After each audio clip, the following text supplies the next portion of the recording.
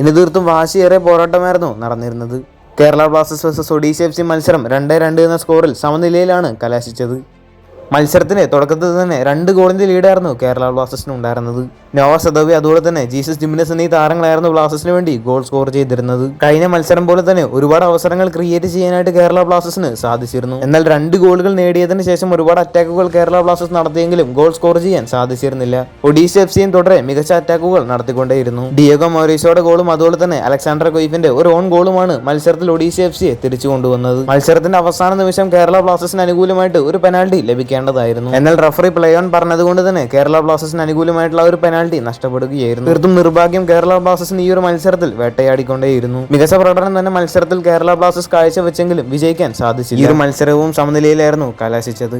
കേരള ബ്ലാസ്റ്റേഴ്സിന്റെ ഗോൾ കീപ്പറായിട്ടുള്ള സച്ചിൻ സുരേഷിന്റെ പ്രകടനം മത്സരത്തിൽ നിരാശപ്പെടുത്തിയിരുന്നു. ഈ ഒരു മത്സരം കൂടി സമനിലയായതുകൊണ്ട് തന്നെ നിലവിൽ 5 പോയിന്റുകളാണ് കേരള ബ്ലാസ്റ്റേഴ്സിനുള്ളത്.